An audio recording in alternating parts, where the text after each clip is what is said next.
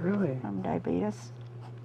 Margaret Acosta is a respected Tohono O'odham elder and craftsperson. I have. She's one of Terrell's teachers. In the past 3 weeks, I've been a little bit more serious, taking my sugar count as often as I should. It's really, really hard. Managing diabetes is demanding. Taking blood sugar counts 4 times a day, monitoring diet, staying productive and engaged. So Margaret, do you think diabetes will get you at the end? Mm-hmm. I know. I know, so. How does that make you feel? Well, I keep telling everybody I'm going to live till I'm 100, and I am going to live till I'm 100. I tell that to diabetes every day. You're not going to get me yet. Studies confirm that hopefulness helps to manage diabetes. But for the O'odham, hopefulness has been in short supply, up to now. I think I got my shot.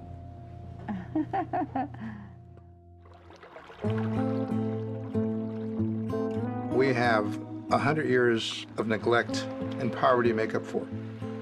We have to put in water delivery system. We have to put in paved roads. We have to put in the hospitals and schools. We're a long ways behind most other segments of American society, both in Arizona and nationally. Regaining water is a high priority. The Pima have been fighting for their water rights for centuries, facing opposition by non-tribal economic interests and skepticism and resistance at high political levels. It was difficult, and there was underlying all this was, I believe, a lot of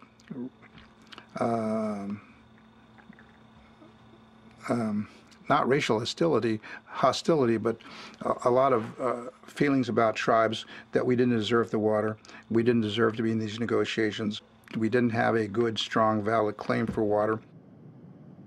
By the early 1980s, new players entered the fray.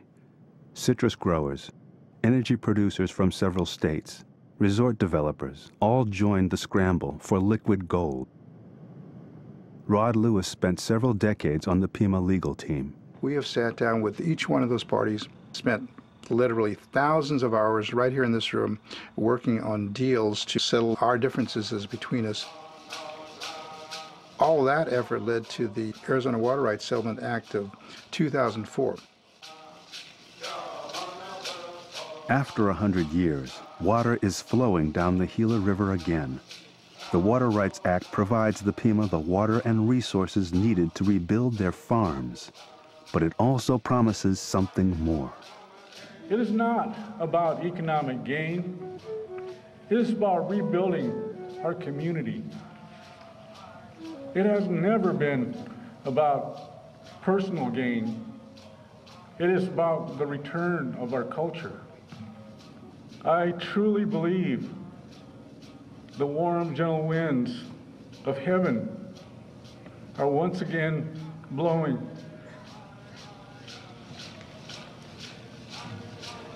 On the Pinche Azucar and the Peaposh. God bless you all. God bless the Gila River.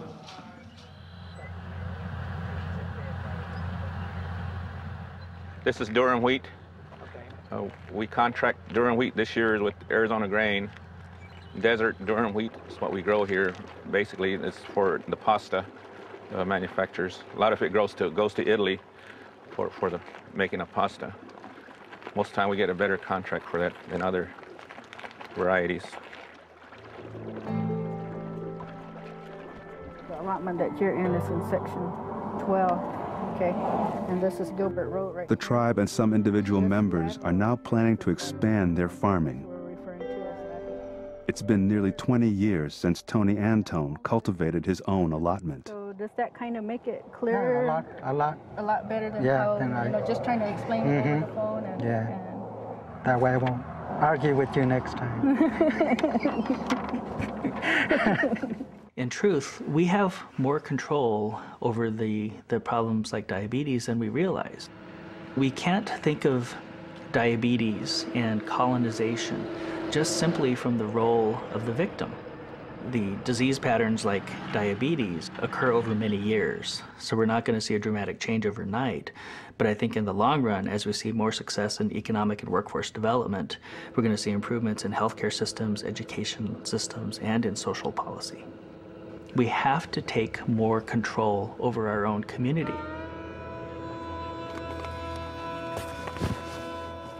Things like diabetes get our attention, but by focusing on diabetes, you miss the underlying phenomena, and that's really the important stuff. I actually like taking pictures of the graveyard. If we took everyone at risk of disease and cured them so that they were no longer at risk, it would do virtually nothing to solve our problem, because new people would continue to enter the at-risk population at an unaffected rate forever. This is my aunt. She died of complications of diabetes. The issue is we're not paying enough attention to prevention. Overwhelmingly, funds are spent on fixing people who are already sick. We have to change that formula. And here's my grandpa. He died of diabetes. He was a medicine man. He was a cowboy. He was in the Navy. I don't want to die of this, you know. I don't want to die either with one leg or two legs missing. I still see hope. I don't have to die of diabetes. You know, I'll die of some natural cause or something.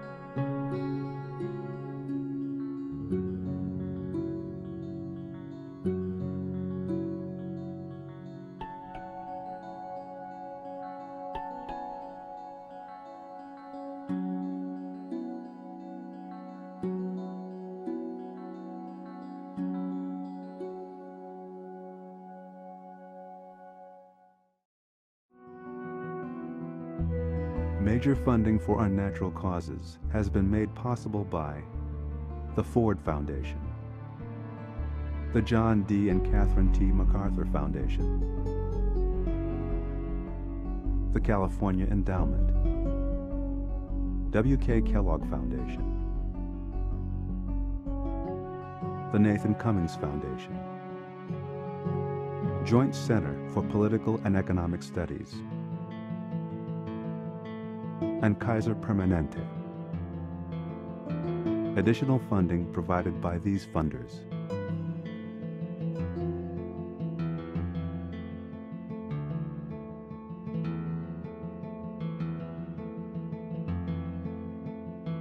This program was also made possible by the Corporation for Public Broadcasting.